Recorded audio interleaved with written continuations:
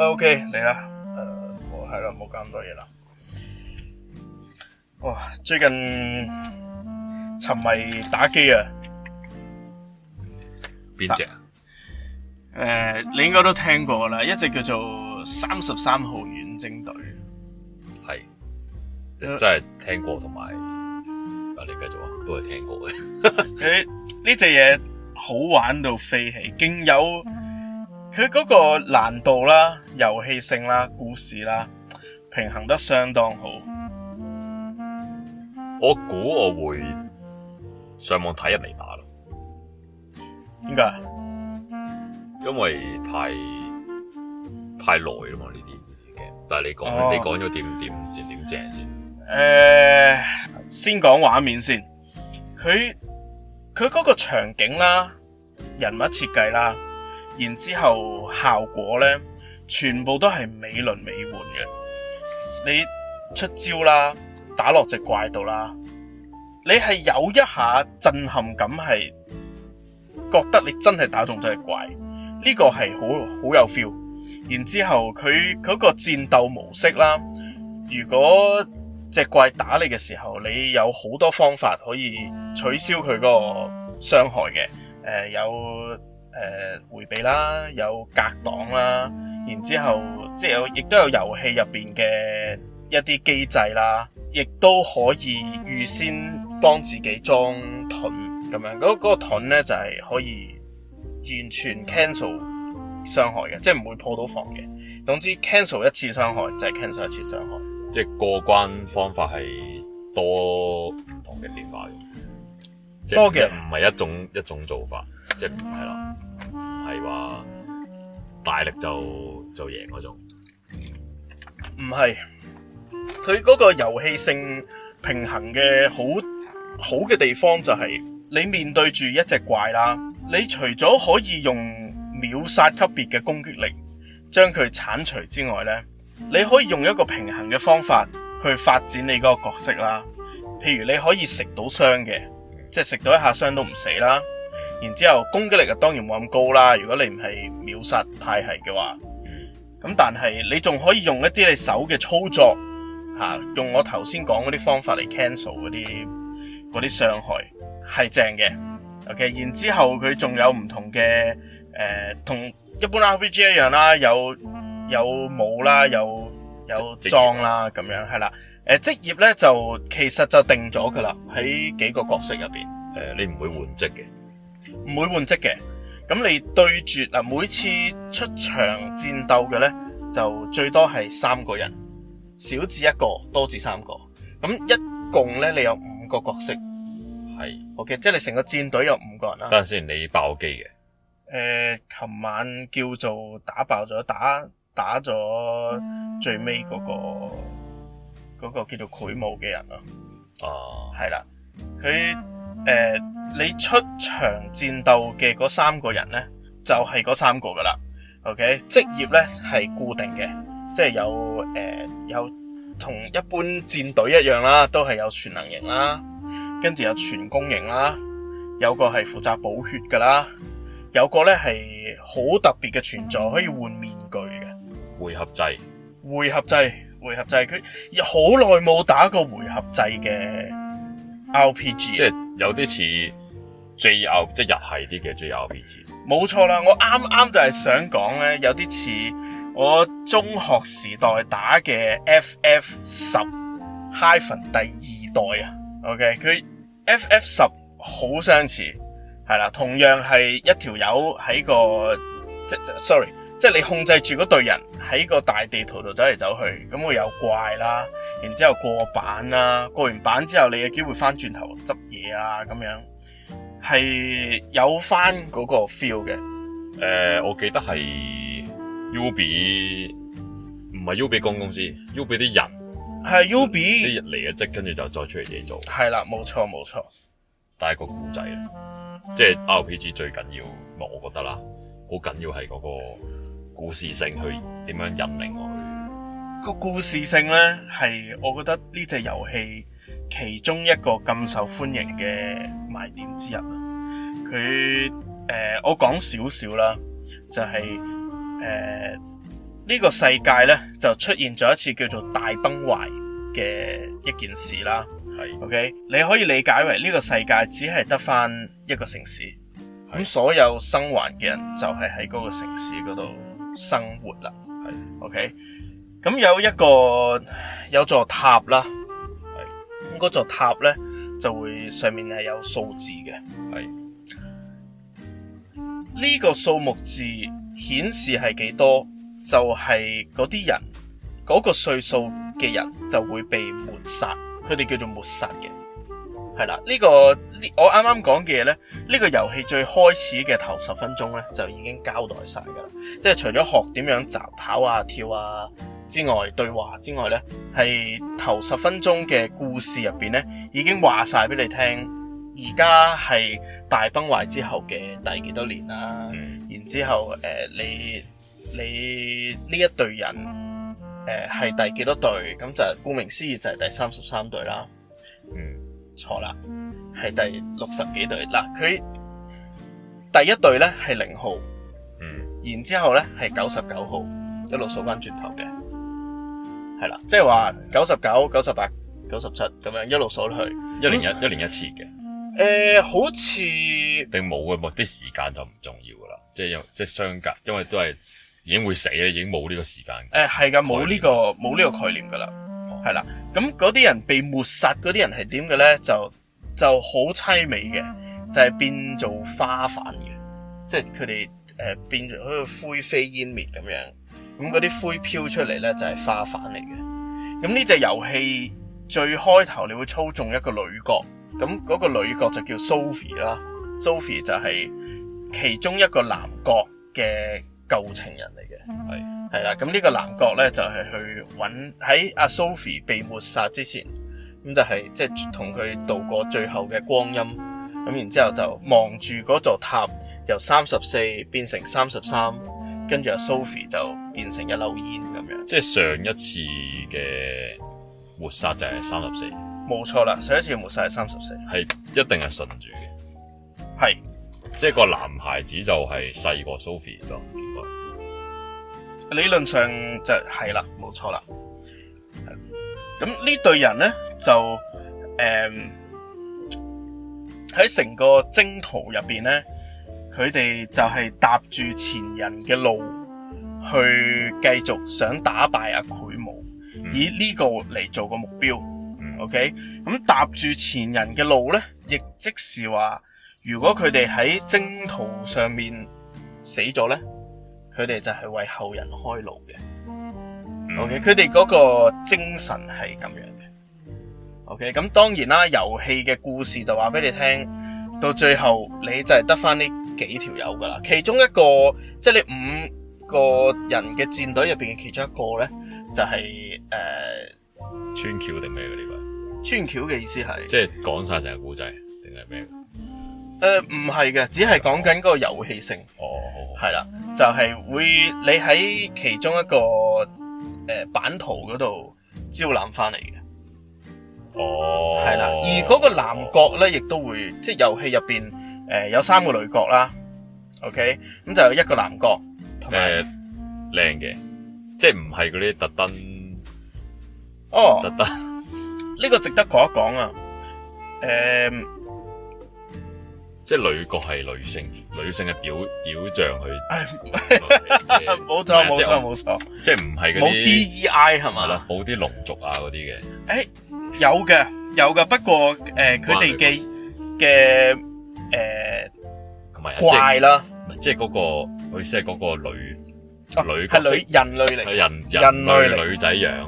冇錯，亦都幾靚嘅，各有特色，都唔係話超級靚，佢冇做到好日式嗰種靚，係啦，係一個好有特色，但係唔差嘅樣咯，同埋即係你嗰3個女角咧係有各自討人喜歡嘅位嘅，就唔係單係個樣嘅。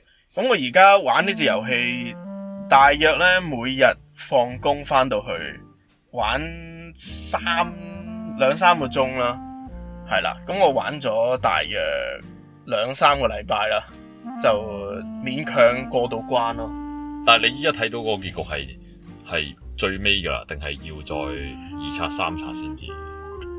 佢有好多個結局嘅呢隻遊戲，我相信我玩咗一個唔係幾好嘅結局，同埋佢呢個遊戲你玩出嚟嗰個結局呢，大部分都係俾你遊戲中嘅對答啦，同埋做嘅決定影響啦。你就唔需要喺你玩嘅過程入邊特別去做啲乜嘢，特別去救邊個啊，特別去做多啲嘢去令到你有嗰個結局嘅。我又覺得未必係話唔好喎。其實即係你照自己去投入個遊戲入邊去選擇，咪啱。係噶，即係你如果係為咗睇畫面而係重新再玩1次2次3次係一件，我覺得都唔係爽快嘅事噶嘛。但係個人係想嘅，因為咧呢個遊戲係你喺我嘅角度啦，係冇一個 good ending 嘅。佢個結局咧，無論係點都好，都係幾乎係所有人死，即係戰隊就冇事嘅。OK， 但係就係成個城市啦，或者即係佢哋係翻唔到去嗰個有好多人嗰個城市，或者可能我未玩到啦，因為咧我頭先講到我打到去打敗咗潰武啊嘛，凄美嘅，即係你咁樣講，凄美嘅，係啦。但係其實因為佢開放世界啦，我叫做打完嗰個大佬之後咧，其實仲有好多地方未行。係啦，有好多 boss 係要打嘅。OK， 以我所知有一個叫做 Simon 噶啦 ，Simon 係好難打嘅。OK， 然之後嗰個大佬嘅家族 ，sorry， 唔係個家族啊，只係佢個家庭咋，都有好多嗰啲人物係要打嘅。所以我而家只係你可以話我係過咗主線咯，即係未睇晒，未睇得晒。未㗎，有好多即係有好多支線係未結到，但係嗰條唔係支線嚟㗎，係只係你唔需要打，你都可以過到打到阿潰武，即係打潰武只係過咗呢個遊戲嘅一半，呢個故事係完全唔完整嘅。但係你玩到未係了解晒成個世界㗎啦？唔係㗎。即係唔係但係嗰條大橋，即係佢一年或者唔係，即係咁死人嗰條大橋係知道晒原因嘅。係咁死人呢條大橋咧，係呢個遊戲個世界觀入邊最基礎嘅設定。但係有好多內裏，即係點解呢個世界會大崩壞？點解啲嘢會扭曲晒？點解啲怪係咁嘅樣？係喺個遊戲入邊係有交代嘅。OK， 我講多少少啦，就係其實係一個。畫畫一幅畫入邊嘅世界嚟嘅，即係你當係一個結界啦。係啦。咁呢啲潰武叫潰武係有原因。潰武就係繪畫個繪，武就係老母個武。係啦。呢隊遠征隊殺咗阿潰武之後，即係佢哋又再翻去佢哋出發嗰個城市叫做盧明啦。喺個盧明嗰度其實係同其他嗰啲好多怪嘅地下城一樣，係已經充滿咗怪。翻去盧明咧，係為咗打，又係打其中一個大佬啦。OK， 都係潰武嘅家庭成員嚟嘅，係啦。咁即係我就打埋嗰度，我就係咁多啦，未繼續打落去，但係我會繼續打落去嘅。OK， 我會揾到嗰啲畫室嘅嘢啦，係其中一個我會做嘅嘢。OK， 如果有機會嘅話，我再同你講係點樣，因為我冇睇攻略啦，我而家淨係睇達哥打啦。睇達哥打咧，有個好處就係我有啲故事可以飛啦。咁但係因為我進度快過佢，咁即係有時我都會要睇埋啲故事。但係好難專心睇，因為節奏係幾慢嘅。你講睇達哥打咧，即係或者睇其他人打咧，呢個都係一個喺我依家比較多做嘅嘢咯。因為我已經覺得打完整隻 RPG 咧係一件好奢侈啊，係啊，好奢侈嘅動作啊。打下譬如就係我對上一次打嘅已經係薩爾達啦。第二集叫咩啊？荒野定咩？國王之淚。係曾經有一段時間咧都可以打多啲嘅，咁我就瞓緊醫院，咁我嗰個星期可能打多啲啦，冇問題啦。咁 OK 到之後，可能翻工嗰啲咁樣，每日翻去就係打開部機行下先跟住就可能打啲小怪啊，亂行一通，開個地圖啊，解一啲小謎啊。我原本想做啲咩嘅咧，即係細大條主線嘅嘛。係。佢要都係打大魔王。係啦，都係打大魔王啦，或者大迷宮嗰啲啦。好啦，去到咁我要去攞一件唔知咩裝防火衫咁樣先算啦，去用岩城咁樣啦。好啦，當我醒起嘅時候，有啲眼瞓，我熄機。由第二日一開機，我做緊咩嘅咧？亂下通先，係啊，亂下通先。好似唔係咁夠肉咯，打啲肉先。就入咗個呢個輪迴度。但係佢啲小謎題係正嘅，即係如果淨係玩小謎題，去開地圖，係啦，又有天空城啊、地面同埋地底噶嘛，佢其實打唔同嘅廟咧，即係小謎題其實係 OK 嘅。但係如果要去打嗰啲大迷宮，去完成晒成條主線去睇啲古仔咧，就搞唔掂。特別係大迷宮，你一入你就要行晒噶啦，你入到中間先停，你冇得開我做緊咩咧？咁就永遠都係大迷宮啦。但係你每次開機大約用幾多時間去做呢個你啱啱講嘅 loop 啊？可能個零鐘咯，即係眼瞓就會熄咯。但係嗱 Switch 咧，你喺 Switch 打噶嘛？係啊 Switch 你可以直接 quit game， 即係你直接熄機，你開機你可以入翻去個畫面度噶嘛？係啊，你其實大可以，譬如我去到我繼續衝去大皇宮，我繼續攞防火衫，我打到一半或者解謎解到一半，唔解住啦，熄機。聽日你開翻機，你理論上係會更加容易記得點解你會喺嗰個位噶嘛？唔係咩？冇乜呢個，唔係其實佢啲廟咧，我解到咁大概係8-9成度咧。佢啲大迷宮我已經冇乜衝動去處理佢。我已經覺得OK 啦，差唔多啦。即係用 Mario Party 嘅形式去玩呢個。你當係啦，因為我係中意玩佢啲廟啊嘛。係。即係或者佢嗰個打啲細怪啲 OK 啊，但係打大嗰啲太煩啦，要做好多唔同嘅準備啦，要去可能裝啊或者武器啊嗰啲就太麻煩啦。即係當然係因為我渣啦，勁嗰啲係可以幾格血衝入去噶嘛。我唔得啦。但你唔覺得咁樣玩好似即係唔係嘅，用你嘅方式玩，但係你唔會嘥咗個遊戲，嘥咗個主線咩？會啊，所以我咪睇人打啦。係，即係我打，譬如你話達哥係玩人中之龍噶嘛？之前即係佢最出名係啦，每一集都會開啦。係人中之龍可能好啲，係冇咁易蕩失路先啦。但係要有嗰個耐性去跑咁多唔同嘅支線，我就真係冇乜。但係睇佢玩佢又表達得正嘅，當然就又配埋音咁樣。但係薩爾達你睇人玩係喺爭啲嘅，係咯，你始終解謎，你睇人玩過你就知個謎係點噶啦嘛。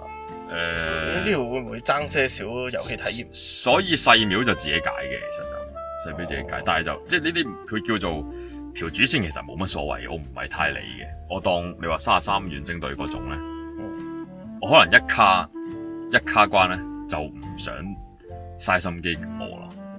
我唔知，我未玩過，我唔知係會唔會好卡。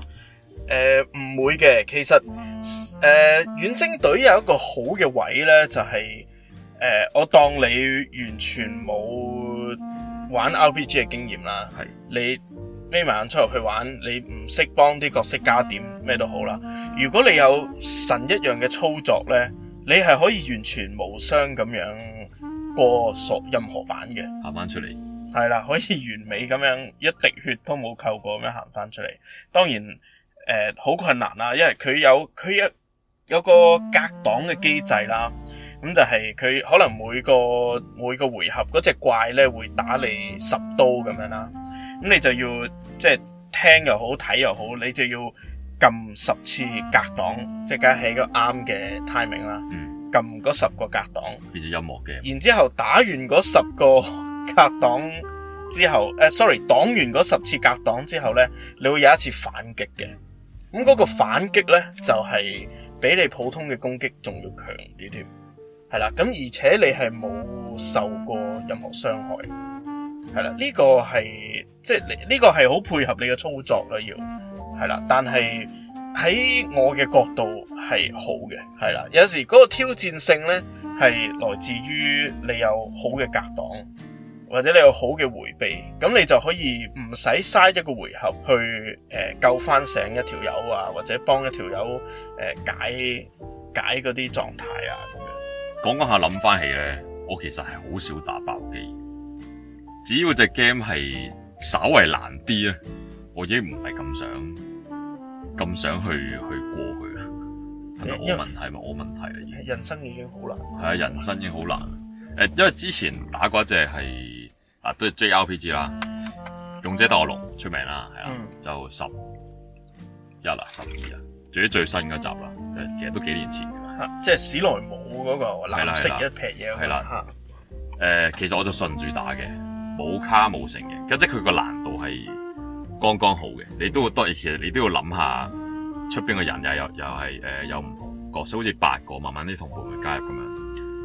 你就要揀出邊4個去打，用咩裝啊，咩職啊，都係嗰種啦。咁佢個故仔就想睇落去嘅，係佢中間有啲轉折位係可能有個又係大世界突然間唔同咗，究竟以前發生過啲咩事咧？又係類似呢種，就要打到尾，我係冇打到個 boss。去到嗰下我係有少少。即係嗰陣當時好似打咗唔知60個鐘度，係有少少唔捨得打爆佢。係咪有啲奇怪？少少啦。因為我知道嗰個一定係尾嚟嘅，佢中間有啲你打完個大佬，你以為完，其實未完嗰啲嘅，但係佢最尾嗰個係一定會完噶啦，係有啲嗰個感覺咯。點解咧？點解你佢都係開放世界噶嘛？某程度上，即係你可以喺個地圖嗰度轉去。但係其實佢唔係好多選擇啦，即係佢亦都引領得好直接嘅，即係勇者鬥惡龍講真有幾複雜啊啲嘢係啦。即係總之就係佢會令你去下一版㗎啦。係啦，呢個城去嗰個城，你可能會翻轉頭，但係佢唔會有啲好複雜嘅嘢俾你點。要你翻轉頭。係啦，或者做啲好奇怪嘅選擇，你除非特登想試啲，慢翻轉頭買某把劍先算啦，係。即係想儲齊嘅咁樣咯。即係勇者鬥惡龍冇記錯都係一開始有個劍，跟住有個箭，有個魔咁樣噶嘛，跟住有隻係石像咁嘅怪噶嘛，石像咁嘅人噶嘛，係嘛？你幫我諗諗先。主角一定係全能戰士噶啦，係。跟住會有個盜賊啦，係啦，盜賊啦，會有女格鬥家啦。唔一定女嘅 sorry。其實呢一集嘅每一個角色都有2至3個唔同嘅職可以行嘅，即係你可以行魔法師或者行真女，係啦，跟住有另一個條線叫賢者咁樣咯，就可能打到咁上下，你得某一件裝，你得某一件裝勁啲嘅時候，你就會自然會轉去嗰隻。其實件事係好自然嘅，但係你都係可以選擇嘅，你可以選擇一件冇咁勁嘅裝去打嘅，係。但係講翻你唔打爆機嗰樣嘢啦，你得到啲咩？你唔打爆嘅，即係你就係冇再繼續玩呢隻遊戲嘅。冇再繼續啦，我知道係打爆咗，其實我就係爭嗰下啫嘛，就係爭咁耐嗰下啫嘛。即係我係死咗一次嘅，但係死完一次我就諗，其實我唔需要再花時間去諗點樣過去啦，我已經睇晒個故仔。好奇怪呢條友。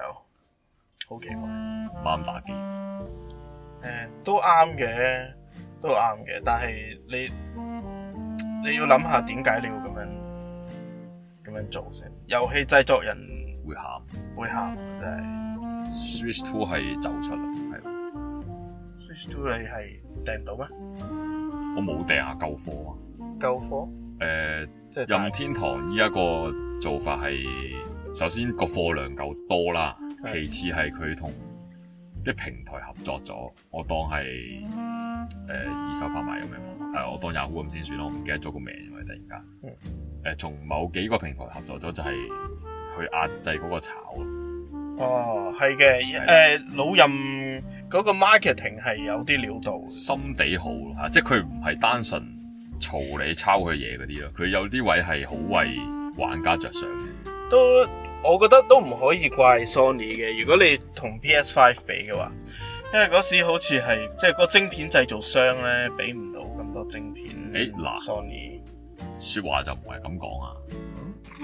PS5 係嗰陣想買嘅買唔到嘛，但係佢係咁派機俾唔同界別嘅 KOL。嗱唔夠機賣咧，係同佢公司點樣宣傳部機係兩回事嚟嘅，真係。喂，但係你俾林明晶做乜嘢啊？林明晶轉個頭幫 Xbox 做代言啦。我覺得都要嘅，即係俾你都俾。係啊，咁都係宣傳嘅一種啊，係嘛？你啲人都係會記得林明晶收咗部 PS5，然後幫 Xbox 宣傳或者代言，係嘛？佢仍然係對呢個市場有衝擊。你起碼記得啊，已經係成功嘅一步。但係任天堂唔好係佢有啲嘢玩鎖區咧，係就爭啲咯。即係我揸住個香港嘅 account 咧，係買唔到日本嗰啲 game 嘅，即係佢啲小品啲噶嘛。係啊，就嗰啲就未必買到睇。跟住仲有個咩年費要俾噶嘛？年費嗰啲就唔理噶啦。但係我意思係你唔可以開好幾個 account，然之後我開個日本 account，然之後買。佢新嘅做法就係話要計埋睇埋你信用卡嗰啲嘢。我唔知執行上會點樣捐到嗱，但係應該捐唔到噶啦。我唔諗住去搞啦。會唔會好似即係喺iTunes 卡咁樣？你玩日本 game 你要之前就係咁做嗰啲人，打個機都好辛苦，真係想死。我就諗緊使咪等一等先咯，反正都未有啊。等下咯，如果你未諗到有啲咩遊戲一定要喺 Switch 2度打，係啊，就有冇啊？而家有冇先？未啊，但係擔心啦。任天堂呢啲係必然會跟好嘅套餐俾你。係啊，你而家即係孖車有嗰啲，可能要等一隻係 Switch 2獨家，或者真係好想打嘅，你咪即係到時先入手咯。但係我依家諗緊，即係開頭係諗住會買 Switch 2噶啦。諗下我點解唔玩翻 Steam？ 因為我諗 Steam Deck，Steam Deck 都唔係貴啊。不過 Steam Deck 咧喺香港嗰個，你好少喺街度見人打 Steam Deck， 真係。係嘅。不過而家手提機個市場係古怪怪，因為太多人打手遊。我冇乜，即係我揀 Steam Deck 或者會試 Steam Deck 嘅原因係，或者會考慮嘅原因係，我冇乜聽到有負面嘅評價，即係唔好話讚佢好。冇乜聽到有人話佢好差先，雖然可能因為少人玩。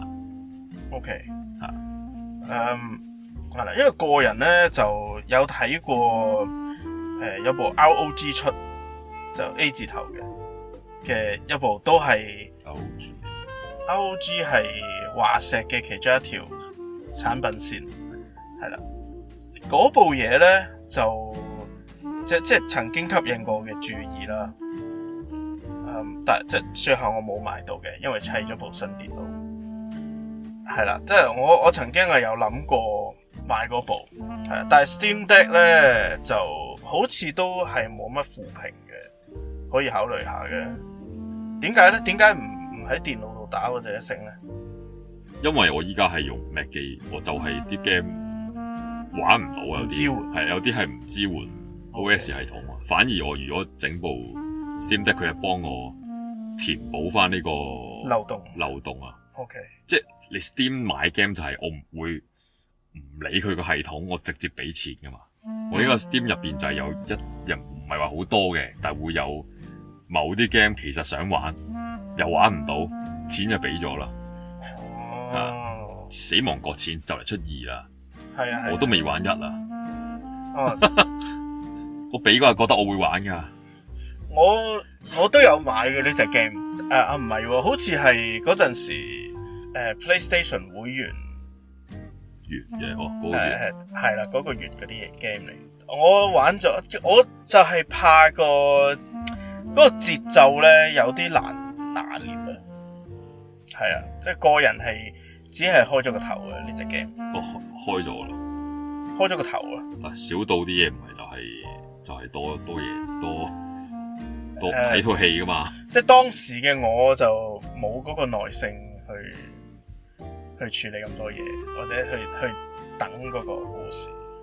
係，我覺得可能而家玩可能會好啲，不過都係等2啦。跟住係咯，睇下佢出咗，即係下個禮拜出啊，定下個月出？你講 Death Stranding？ 唔係 Switch 2。哦，我冇留意喎。到時你話翻俾我聽，睇下佢點樣咯。有時咧有啲 game 咧係有隻叫做潛水員大夫啊，我唔知你有冇玩過嚇冇。我明其實佢係 Steam 出先，我冇買到嚇，我變咗喺 Switch 度買。但係啲更新咧，可能就係 Steam 嗰度快啲。哦，係啊，咁就又係奇奇怪怪咯。同埋 Switch 個 load 嗰個時間好耐。哦，所以有啲位係要諗一諗咯吓，你出 Switch 2，可能新機會好啲咧。好嘅，冇任 OK 嘅。你頭先咧咪講，即係你掙扎，或者你想買 Switch 2或者 Steam Deck 嘅。係啊。你係會攞出街打嘅？我諗唔多其實。OK， 即係都係喺屋企家用掌上機咁樣嘅概念係嘛？係啦，即係 sofa 或者趴喺張床度嗰種。有啲咩遊戲係即係好想喺個 Steam Deck 度玩？因為你話你用 Mac 機嘛。係啊。你用 Mac 機有好多 Steam 嘅遊戲玩唔到啦。咁你好啦，我當你真係入手咗一部 Steam Deck 啦，你有啲咩係會即刻 down 翻落去個 Steam Deck 度玩嘅？就係死亡擱淺咯。雖然我啱啱先至話玩呢啲古仔場嘅 game，咁我冚自己一巴啦，係啦，我唔玩啲冇古仔嘅場 game，呢個超正古仔嘅小島係值得試。我又咁睇，如果你真係有部掌上機啦，我當你會孭袋出街，你又會搭長途巴士，你咪攞埋部機上個巴士度睇故事咯。因為你真係有機會，佢一個情節嘅故事係10分鐘咁樣噶嘛。咁你係嘅，係咯，你睇一段情節，然之後玩少少，已經差唔多落車啦。係嘛？或者另一隻係叫做侏羅紀世界嘅遊戲，但係佢唔係睇故仔嘅，佢係做嗰啲細個冇玩咩模擬餐廳啊、模擬遊樂場嗰啲。係啦，佢就係模擬你要起一個侏羅紀恐龍嘅公園啊，因為我有輕輕掂過第一集啊，佢呢個第二集，第二集都幾年前噶啦。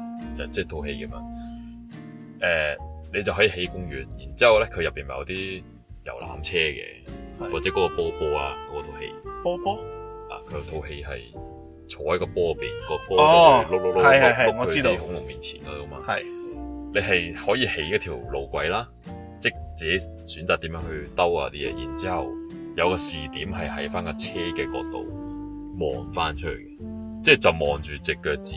我高頭就係見到隻恐龍啦，咁樣係咁臨場噶？係啊，亦都可以拆咗欄杆放啲恐龍出嚟咬人。哇！你咁講咪好似以前嗰個咩遊樂場大亨咪可以整過山車嗰個，係咪咁手？係啦。OK， 即係賺錢經營嗰 part 就照玩啦，當然冇問題啦。但係佢個特色就係就係恐龍，就係恐龍嘛，係啊！你合成啲新恐龍出嚟啊，擺啲恐龍兩隻一齊打交啊，玩呢啲咯，即係100條暴龍對咩好啊？對5隻三角龍咁樣，類似呢啲，佢呢啲係隨時可以發生嘅。哇，正喎，好似幾正㗎，我翻去研究下先呢個，有啲興趣。定係應該1隻暴龍對100隻蟲王？呢個你自己翻去慢慢諗。好。你另外咧，我想講下咧，你屋企有冇用抽濕機啊？梗係有啦，香港大佬，香港有邊個可以唔用抽濕機啊？我講下我背景先，我屋企咧就係大約500尺度啦。咁我同我女朋友2個人住。你係講緊認真嘅抽濕機嘛？唔係嗰啲抽水。唔係論壇抽濕機。O K。啊，咁咧，我住嘅地方咧就係500尺左右啦。咁就有我裝修嘅時候咧就裝修咗做一個大房一個廳，咁啊廁所廚房咁樣啦。咁你簡單嚟講就係兩大契嘢嘅啫。係 O K。咁最初咧上年入伙嘅時候，咁啊隨即就買咗第一部抽濕機啦。咁覺得嗰部抽濕機應該都夠用晒呢個500零尺嘅空間，500尺左右嘅空間。係。直至到上個月真係搞唔掂，最後都係要去買多一部抽濕機，就要房一部廳一部先至搞得掂。咁廳嗰部呢就嘈啲嘅，咁就揀咗一部靜啲嘅，就喺房度用。你原本嗰部係廳嗰部，即係舊。原本嗰部係一直擺喺廳嘅。咩？咁呢部差啲，即係唔夠嘅係咩？係 Hitachi 嘅。哦，呵，做咩？我對上一部都係 Hitachi，跟住用咗1年就壞咗。唔係啩？我嗰部就嚟1年咯喎。哦，shit，咁唔係咁，你而家有2部啦嘛，咪唔怕咯。我話我需要2部嘛。你未買第二部咩？我買咗第二部噶啦，買咗第二部咧係開利嘅。咁咪即係你唔會冇得用，我意思係。哦，係嘅。開利嗰部咧，我有一個位要讚嘅咧，就係即係我係好中意黑色嘅嘢嘅。係。咁嗰部咧就係市場上面比較少有全黑色嘅，即係深色係啦，佢唔 exactly 係黑色嘅一部抽濕機。我當時睇嘅有伊留克斯啦，有佢啦，都係部機都係深色係。厚唔厚身？冇特別厚度，係啦，即係幾大約係我唔識形容喎，大約係喂，但係你第一部唔夠嘅原因係覺得佢抽得渣、抽得慢，定係即追唔上濕嘅速度啦？唔係嘅，係要瘋狂倒水咯。同埋咧，佢噴出嚟啲空氣咧好熱啊！即係佢個功率應該幾大下，係啦。佢入邊個壓縮機咧，佢即係抽濕機個原理係有部壓縮機，然之後去即係嗰啲水就會喺個壓縮機嗰度凝結，跟住從而幫你抽濕噶嘛。佢吹出嚟嗰啲風咧，科學堂變咗要真係有啲熱，了解下個抽濕機原理。係啦，咁冇辦法，唯有買多一部擺喺房。咁你用緊咩抽濕機啊？我用緊30，幾好。即係之前嗰部 Hitachi 打咗柴之後，就買咗部30。係啦，因為 Hitachi 嗰部係比較平嘅，即係嗰陣係啦，冇錢啊嘛，咁就要用咪買部比較平啲，同埋佢個樣就比較正方方啲嘅。我上面擺到嘢，係啦，我上面仲可以擺到嘢。上面唔使出風嘅咩？唔怪之壞啦。記得啦。OK， 30好嘢嚟嘅喎，係正嘅，30係正。日本做嘅喎，30嗰啲抽濕機係。因為30嗰陣係我見我公司用緊佢，係即係佢有唔同嘅 lit 數，係啦，佢就當然係大 lit 數啲啦。公司啊，係啦，但係公司係長開啊嘛，係冇錯。咁樣長開都冇事啊，都頂得順，咁咪試下咯。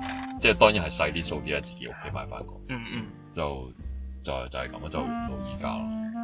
都值得，你又唔早啲講，你早啲講，我叫你買30。唔係㗎，本身我都想買30嘅，但係冇黑色。係啦，一嚟色水嘅問題啦，二嚟就係真係幾貴。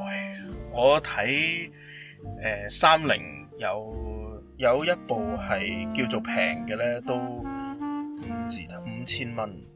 如果冇記錯係要5000蚊。即係同一個價錢。我幾乎可以買到2部，但係你依家就係買兩部嘛？唔係，但係你依家開你呢部嗰啲數係咪大過其他自己都好多先？係噶，同埋即係我新買開你嗰部咧，就有個隔塵網係靚啲嘅。佢話自己係一部空氣清新機添嘅。咁空氣清新機嗰個原理就簡單到飛起啦，其實就係一部有隔塵網嘅風扇，一塊有紗布嘅風扇。冇錯啦。咁所以咧，開你嗰部咧，嗰個隔塵網咧係靚啲嘅，係 HEPA 級數嘅。我身體有冇好啲咧，我就唔知。但係點都好啦，都係即係有個空氣清新機喺房度都未嘗唔係一件壞事啊。始終你瞓覺嗰時都，但係你晾衫係點晾？即係乾衫。我屋企用乾衣機嘅，乾得晒嘅。咁但係有啲衫唔乾得㗎，咁我就會攞出嚟掛起喺個浴室嗰度，然之後推部抽濕機入去吹佢哋。係咁我就會用廳嗰部嘅，因為廳嗰部橫掂會吹出嚟啲風會熱，係嘛？然之後佢嗰個功率咧，我覺得係大嘅，咁就擺入去。但係你有冇睇過啲電費？有，即係熱啲嗰部會唔會扯高咗個電費？又冇特別喎，因為小弟以前咧住港島嘅，住港島嗰個電費每個月咧，我屋企加埋咧就4部冷氣，我哋都冇話特登去限制大家開冷氣嘅，係啦，即係嗰啲有需要就開咁樣嘅狀態下咧，差唔多最熱嘅月份係要接近2000蚊電費，咁所以咧而家望住就冇乜好大嘅感覺咯。係啦，都會知道係用，因為而家電費唔係1個月交噶嘛。係啦，即係我搬咗去新界之後，有時候減免啦。咩減免？政府派錢減免。你都好啦，我唔係啊，冇乜印象。咩啊？之前好似個都有，而家冇噶，依家冇噶嘛。點解唔係我負責交先？我唔知。OK， 你好嘢。係啦，咁但係即係而家一個季度嘅電費，可能就係同以前一個月港島區嘅電費差唔多，或者只係多少少，係啦，咁所以 OK 嘅。咁你乾衣，即係你洗衫又係點樣？你係咪用抽濕機？首先洗衣機就揈得幾，即係揈一下先啦。我唔知嗰個叫脫水啦，脫水啦，唔好話揈乾啦。脫得好嘅。普通咯，即係會有呢個動作咯，幫一幫咯。即係攞出嚟完全唔滴水啦，係咪？起碼係啦，已經好好噶啦。咁咪拎出嚟掛起佢，再開抽濕機。即係其實我抽濕機使用率都高嘅，就係乾衫個 part 嗰陣都幫到手。但係要乾幾耐啊？我當你成機衫都係掛喺浴室入邊乾，係啊，大約要幾耐到啊？我當你最後嗰件最後嘅 T 恤咁樣要乾幾耐啊？我冇計過，冇好認真咁計，下次試俾你睇。但係臨瞓掛入去，第二朝有噶啦，第二朝一定有。但係好似有啲會諗係，如果部抽濕機長着咧，或者抽到即係佢有個你睇到幾多 percent 噶嘛？如果本身個 percent 係越嚟越低嘅時候咧，你再開佢咧，嗰啲風係會變熱嘅。我一向咧都係較55或者60嘅嗰個濕度，其實佢已經抽唔到唔少水噶啦。係啊，因為你的而且確你唔使低到沙漠咁樣噶嘛，即係爆拆咁樣入。係啊，同埋屋企有盆栽啊嘛，如果你抽得太勁，呢啲盆栽都唔會幾好。我估挨住60打後就已經好長啦，對部機。即係因為點解我問電費就係，以我所知，即係正常屋企嘥食電啊，即係食電嘅嘢離唔開就係抽濕機啦。抽油煙機啦，熱水爐、賣機呢種，特別係需要有呢個待機模式咯。即係如果你個抽油煙機係冇一個大掣閂咗嘅話咧，你一長着咧，佢係會就會呢啲會食電啲嘅。係啦，即係雪櫃呢啲其實你以為長着好嘥電咧，其實唔會，因為你又黐張紙咁樣咩能源標籤嗰啲，你有得睇佢嗰個數字係幾多，佢有個約數俾你睇。抽濕機係你想象中，即係你以為開嘅時間短，但係原來其實都食電嘅一種。可以睇睇。仲有即係你心目中嘅蘑菇湯係點樣嘅？即係忌廉蘑菇湯係點樣嘅？你咁問我咪要答咩？就係攞罐頭刀出嚟搞一倒咁樣嗰種。唔係可以㗎，即係佢嘅稀結度啊、味道啊嗰啲，因為我唔會想好結，唔好肥，係啦，唔好結亦都唔好肥，要係香嘅。可以食唔到蘑菇嘅菇呢件事咧，本身係喺一個菌類本身都有一個好獨特嘅香味。我呢度我分享一個小故事先，就係我好多年前去俄羅斯旅行，就係去聖彼得堡。聖彼得堡入邊嘅一間餐廳咧，就叫做 Zoom，E-Z-O-O-M。咁咧佢入邊咧就我嗌，因為當時咧只係一個下午茶咁樣啦，咁我就嗌咗一碗蘑菇湯嚟飲。嗰個蘑菇湯係我飲過，我夠膽講係最好味嘅蘑菇湯。OK， 咁我一直以嚟都想喺街度食飯，飲蘑菇湯嘅時候可以食翻個味啦，又或者自己煲嘅時候都想去模仿嗰個味出嚟。OK， 但係即係當然一直以嚟都做唔到啦，因為始終唔係商業級嘅操作。前排呢，我同樣地去睇一啲新嘅食譜啦，想去再次煮一個唔同嘅蘑菇湯出嚟。你會發覺你而家咧喺街度飲蘑菇湯，我唔知你有幾常飲蘑菇湯啦。但係而家好多時咧，佢哋都要夾硬塞啲松露油落去個蘑菇湯嗰度。唔要。係啦，因為咧松露味又香啦，又收到人錢啦。咁所以咧，高級好多時出去冇錯，好多時出去食西餐啊或者食你嗌蘑菇湯咧，都會有佢會點一點松露油喺個湯嗰度，咁就即係令到我呢個想飲蘑菇湯嘅咧就大打折扣。咁蘑菇湯咧，我自己嘅標準咧就係偏結嘅。OK， 咁啊要有蘑菇嘅粒粒啦。OK， 要嗰個奶感未必一定係 cream 嘅 ，OK， 但係嗰個奶感係要夠嘅。OK， 你講緊呢個係同你俄羅斯嗰個係？我仲模仿緊嗰個，我都仲未做到。我其實已經冇乜印象嗰個蘑菇湯係點樣嘅味，但係即係我中意煲蘑菇湯，都係因為嗰個蘑菇湯係啦，我未必做得翻噶啦，甚至唔係好記得嗰個蘑菇湯係咩味，係啦。咁咧我就譬如我嗰次咧就去超級市場買咗3種菇啦。OK， 咁啊有黑白色嘅蘑菇啦，有一個日本嗰啲一包嗰啲菇，相信你行超級市場都一定有見過噶啦。你講緊一包秋真空嗰啲菇。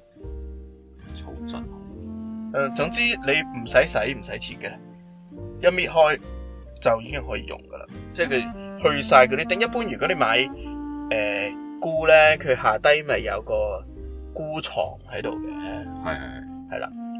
通常即係一定要切咗佢噶。關唔關日本事嘅？定係日本超市先有？唔使，一般惠街百康都有嘅，係啊，10元8塊嘅啫。係啦，唔貴嘅。但係你講兩種菇嚟噶嘛？係啊，兩種菇。一種日本即係香港嘅黑白蘑菇，就係蘑菇有個定，即係 Mario 嗰個菇，朱古力嗰個。係冇錯。然之後就係嗰個日本一包秋真空嘅菇。係。OK， 咁全部都切到手指甲咁大啦。係。OK， 然之後咧，再喺屋企咧浸咗2片嗰啲乾嘅。我嗰樽咧都只係寫住 mixed mushroom 嘅，即係雜菇。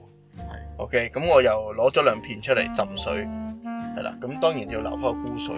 OK， 我用豆漿嚟做個底嘅。OK， 咁即係一開始咁我炒咗洋葱啦，炒啲蒜頭啦咁樣，然之後就用豆漿嚟做個底。你炒呢下用咩油？油呢個我係用牛油果油。哦，係啦，牛油果油咧個煙點比其他油係高，係啦，咁就令到我譬如我爆嘢啊，或者煎扒嘅時候，嗰個就唔會咁多因為個油而出現嘅煙咯。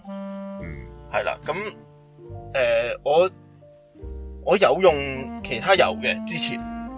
係啦，或者我做涼拌啊、點包嘅時候，我就會用橄欖油咯。即係你屋企係長期有唔同嘅油擺喺度備用，即係煮唔同嘅嘢就用油，定係一次過乜都係煮嘢加熱即係開火煮嘅話，就全部都係牛油果油。係啦，咁但係麻油唔計咯。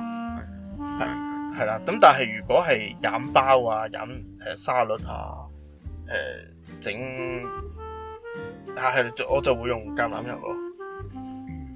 係啦，因為橄欖油生食係好嘢嚟噶嘛。好嘢咩營養啊？定係？係啊，營養。我真係唔知，我都係見人用。同埋初榨橄欖油，即係橄欖油啦，係其實唔適合加熱噶嘛。呢個我有聽過。所以我都想問一問，就係咯，其實我係用牛油果油嚟煮嘢嘅，係啦。以前牛油果油係幾貴到即係真係唔捨得買嘅，幾百蚊一支。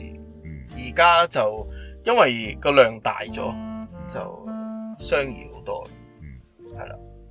你講翻炒人蚌啊，係咁啊，即係炒咗嗰啲香料啦，然之後就再跟住咧，我就再加埋我嗰啲切好咗嘅菇落去煎佢哋。啲水唔落住，所有水都唔落住，係啦，就我將所有我切好嘅菇咁就撳晒喺個平底鑊嗰度，咁就煎佢哋。因為即係通常煮菇都有呢個步驟嘅，出佢味啊，係啦，叫做哨 T 佢，係啦。呢個讀音我唔知正唔正確啦。OK， 咁就係英文定係咩？好似係法文。OK， 咁咧就喺個平底鑊嗰度就一路煎佢，煎到佢幾乎冇晒水分，係啦，即係佢冇晒嗰啲聲，係啦，咁就再兜佢兩嘢，刮下個底嗰啲啡色嘢出嚟，跟住我就倒豆漿落去，係啦，跟住豆漿落咗去之後咧。就轉細火，咁就滾下佢，即係我想個湯咧結少少。個豆漿係冇預熱嘅，係就即係凍撞落去，凍放落去嘅熱鑊度。係啦。咁然之後，咁再即係倒咗豆漿落去之後，就再刮下個底啦。咁啊，呢個佢哋叫 deglaze 佢嘛，咁就刮下個底嗰啲味道出嚟。係啦，等佢再滾翻起之後咧。我就攞個嗰啲 stick blender 啤，即係黃蜜花咯，不鏽鋼嘛，係啊，同埋我有啲技巧嘅，係啦，就係上落咯，係啦，即係佢有頂帽罩住個底，即係個刀片係唔會掂到隻鑊嘅，同埋即係有少少技巧嘅，係啦，咁就。將入邊嗰啲菇咧就打到8成爛啦，留翻啲菇粒細粒喺度，係啦咬，然之後就再咁打完之後咧就撇起少少嗰啲泡，係啦，咁啊跟住試味，咁啊因為本人咧係中意胡椒味，係啦，咁就磨啲黑椒落去，跟住又調翻啲味啦，係啦。呢個時候咧，我就先至落埋嗰啲菇水，係啦，我本身浸乾菇嗰啲菇水，係啦，咁啊再試味，好味，我覺得你要試下，因為菇咧嗰個乾菇緊唔緊要啊？即係煎乾啲菇啊？唔係，你落嗰兩片乾菇，即係菇水嗰個。我覺得唔係十分重要，因為。我當你執兩粒冬菇，你浸都可以有菇水。我覺得你要試下，因為菇湯嗰個基礎就係乜嘢菇都用得， mushroom soup 啊嘛，即係佢冇講到係乜嘢菇噶嘛，係啦，所以我建議你有機會嘅試下。好啊好啊，我同你有少少唔同嘅係，我唔中意去太健，所以我會落西蘭花落去，然後啲菜有水分，即係變就係溝打翻起件事咯。但係你唔會中意咯。係啊，冇錯。西蘭花湯我就係要西蘭花湯，西蘭花湯咧我就會落薯仔嘅。哦，咁就打翻結佢咯。冇錯啦，整翻熱佢。冇嘅，個人喜歡嘅。係咪冇？咁啊，今日到呢度咯，差唔多咯。好，就咁。好，拜拜。